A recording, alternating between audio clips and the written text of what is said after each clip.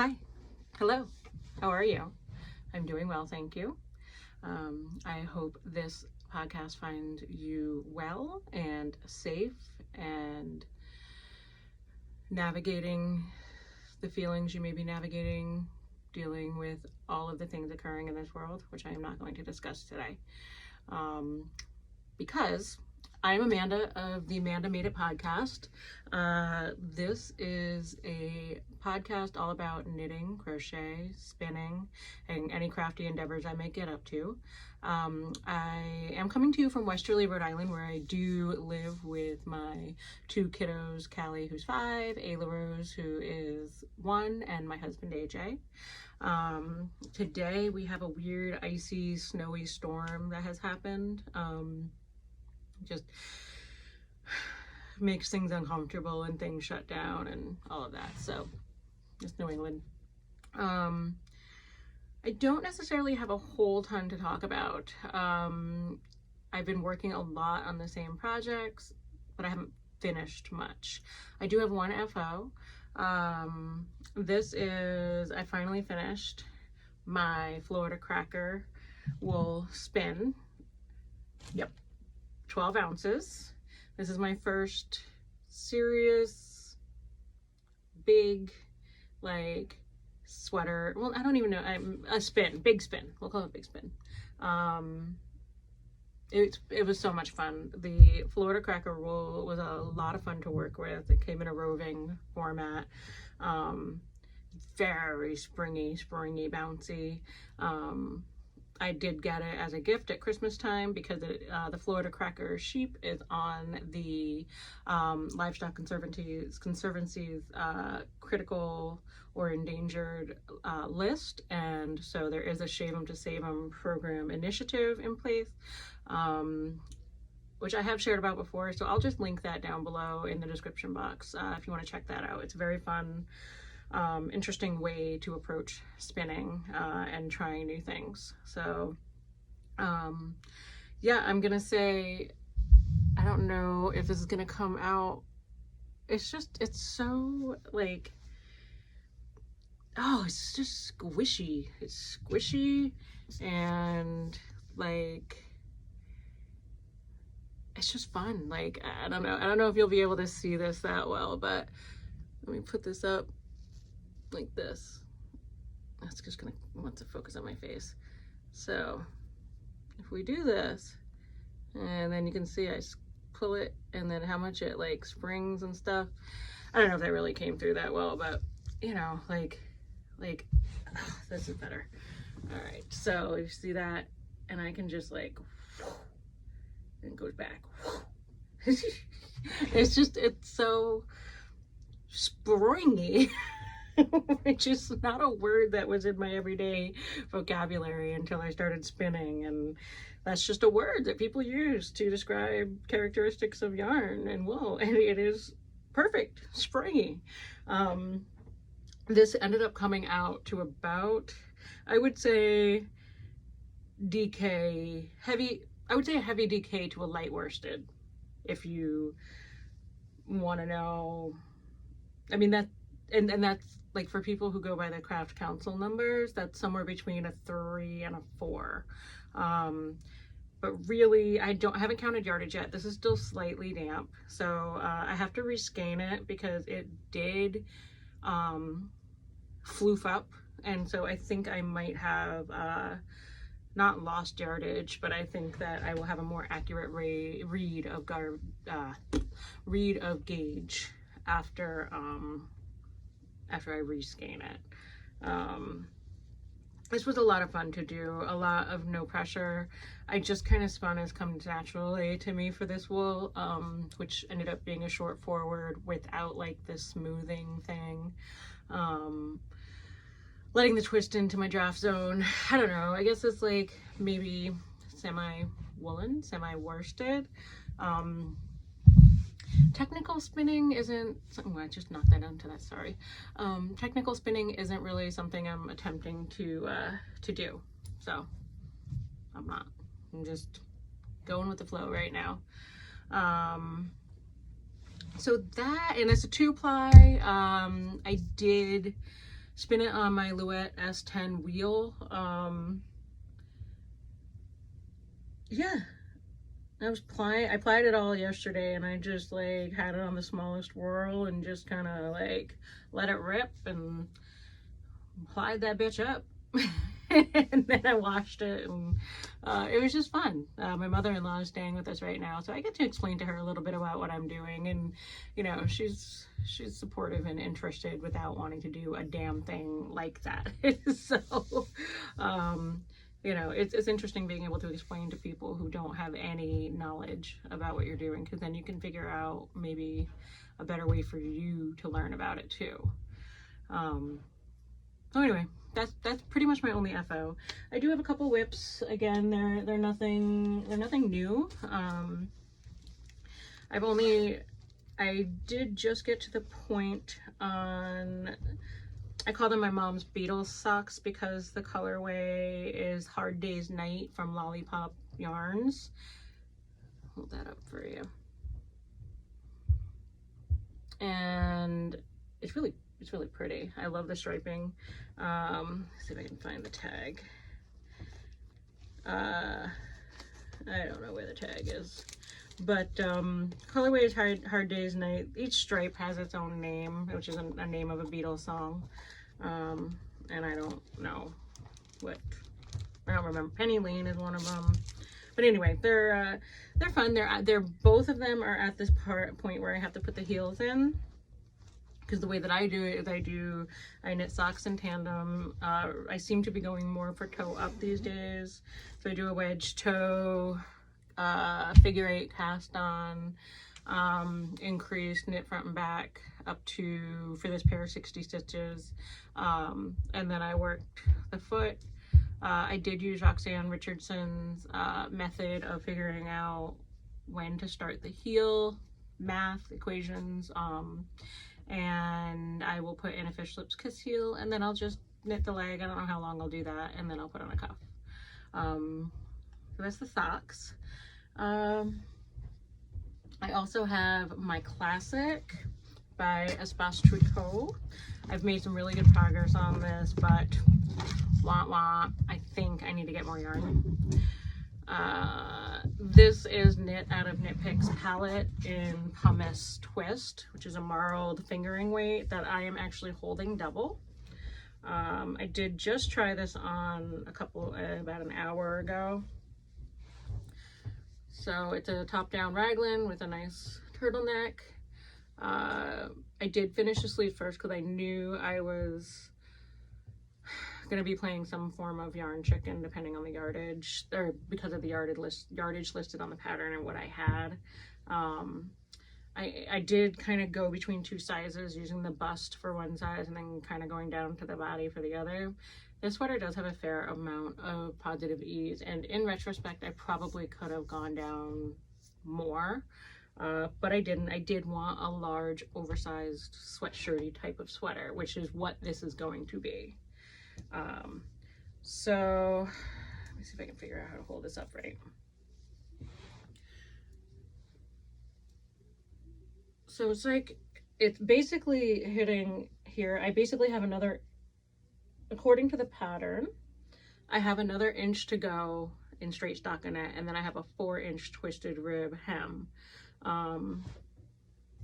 However, this is all I have left. I'm holding this double. So I am gonna knit the 1 inch of stockinette, try it on again, see what I think. I don't know if I need a full 4 inches of hem. I just don't know. I don't like a really cropped sweater, but I also don't need something that covers, like, completely covers my butt. So we'll just see how it goes. I have those knitting barber cords. These are not new. People have been talking about them for quite a while. You can get them on various shops.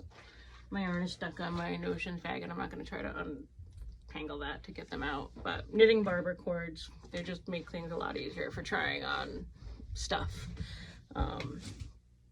So anyway, I absolutely love the sweater.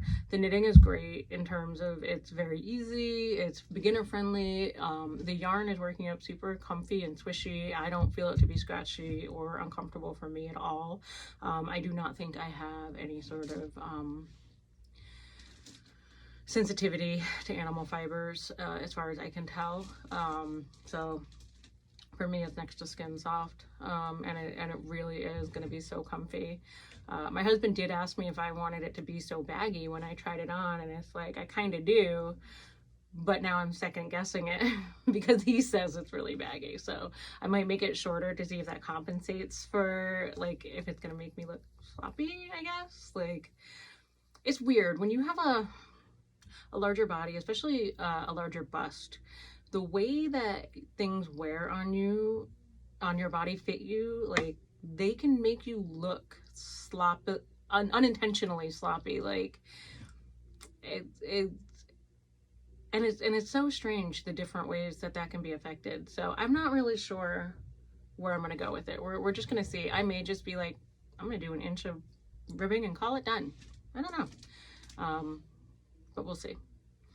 Hopefully, actually, that should be fairly close to done before the end of the month. Well, no, I got 3 days. We'll see. We'll see how onto it I get. I do have one more whip. It is a test knit for the Crafty Garden podcast. I forgot to bring it down, so I'm not going to show it. I might insert a picture here if I remember. Otherwise, I just did this for no reason. But it's a fun crochet wrap shawl type thing. Then the colors of the yarn that I'm using are really cool together. So I'm pretty happy with it, and I should be done with it in the next week and a half or so. I'm not sure when the pattern is coming out, and it does not have an official name yet, but stay tuned and I'll let you know about that. Now so I broke my rule for this year of not buying new yarn or fiber. I know it's only February, but I already broke it.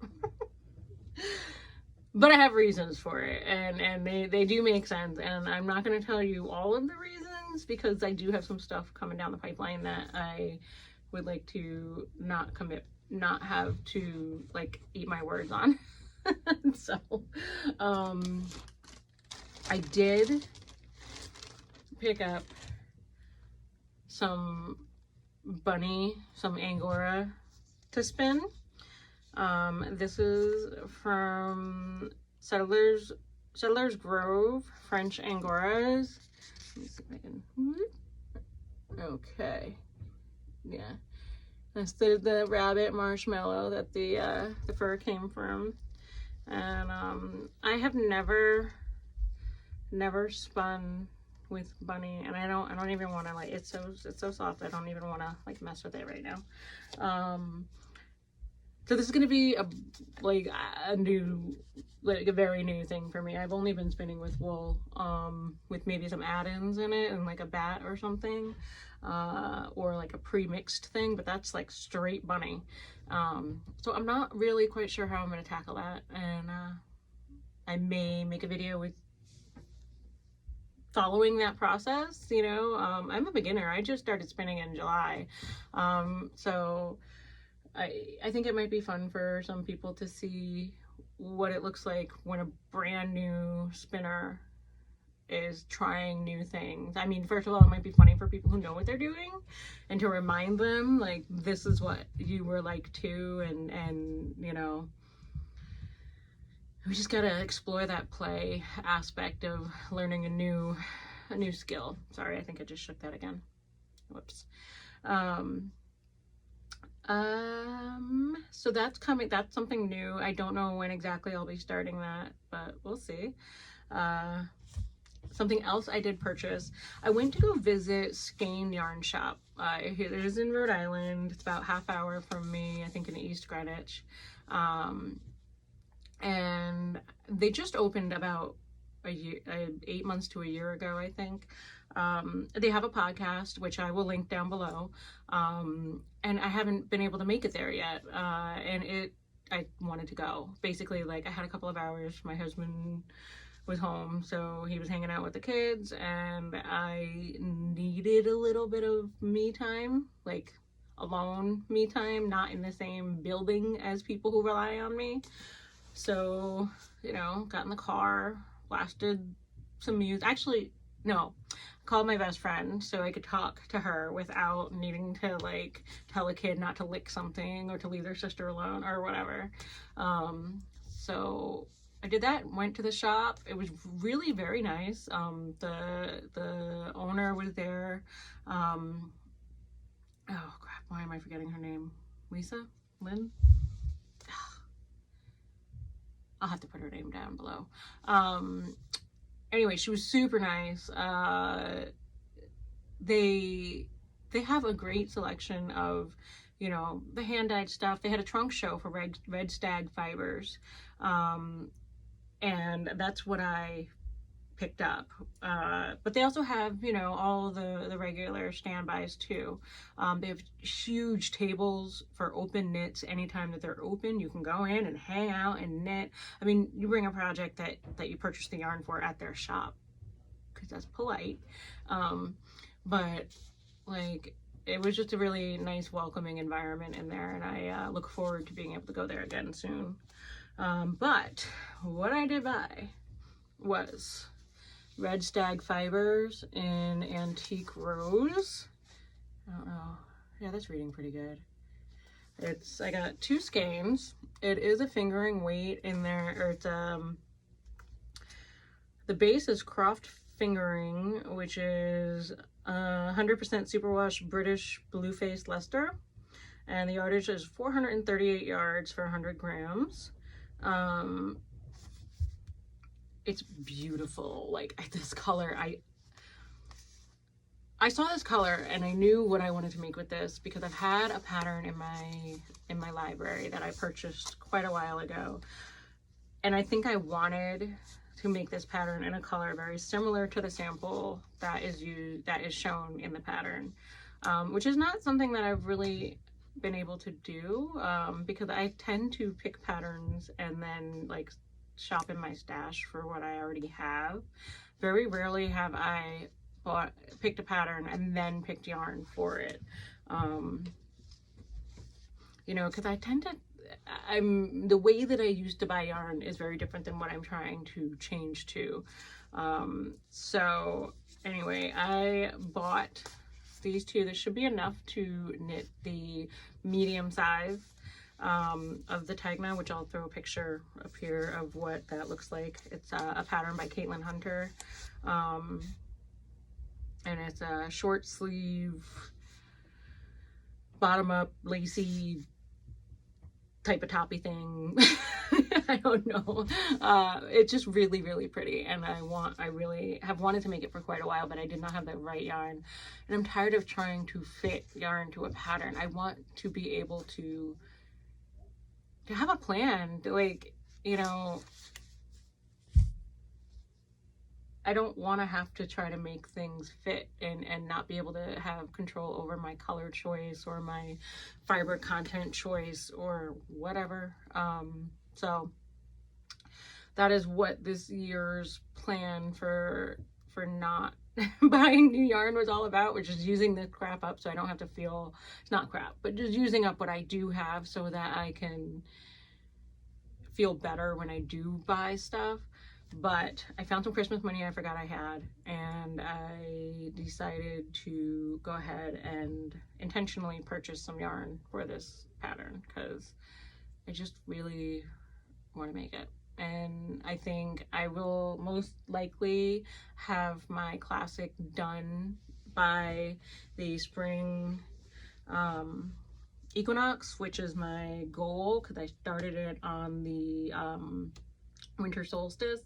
So once I get that done, I will be able to start a cast on for the spring equinox, which makes me happy. I don't know why. Like, I'm not even super hippy dippy anymore. I'm not like, you know, woodland goddessy type stuff, but that concept really appeals to me, of using those time frames to give myself a good chunk of time to complete a larger project that I would like to get done.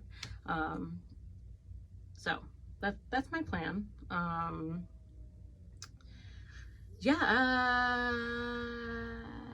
think that's pretty much all I have to talk about today. I did put out a video last week instead of a podcast. This video was about making as a parent, and it's part one of a series, because I do think the conversation about how to be a maker while you have young children is often had by people who are looking at it in the rearview mirror.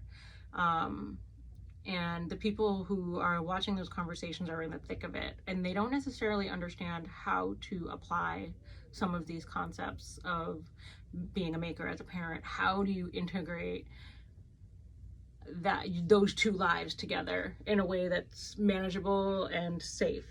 So the first video I put out last week, I will link it, is kind of about giving yourself the freedom and allowing yourself to take the time to get into what you want to get into.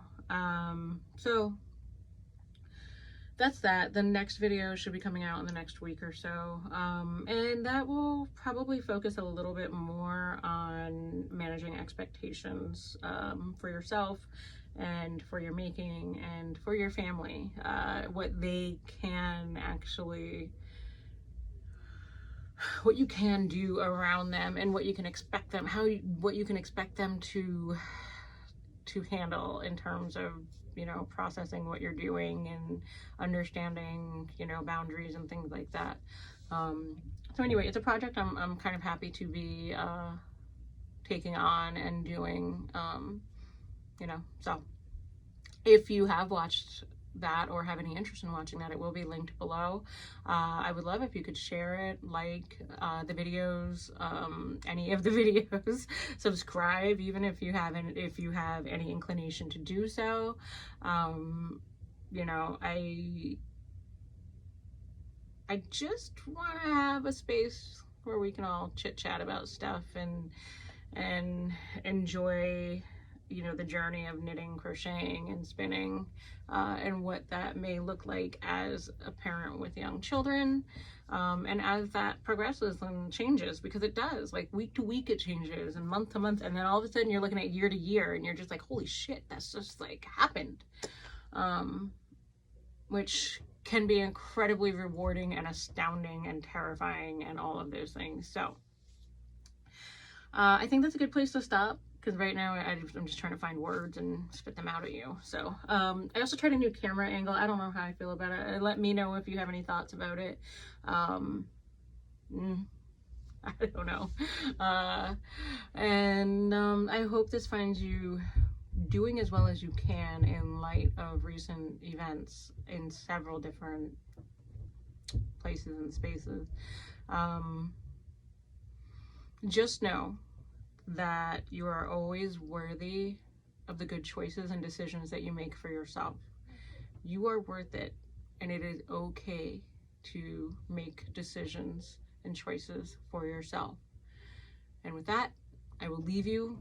Have a wonderful rest of your day. Bye.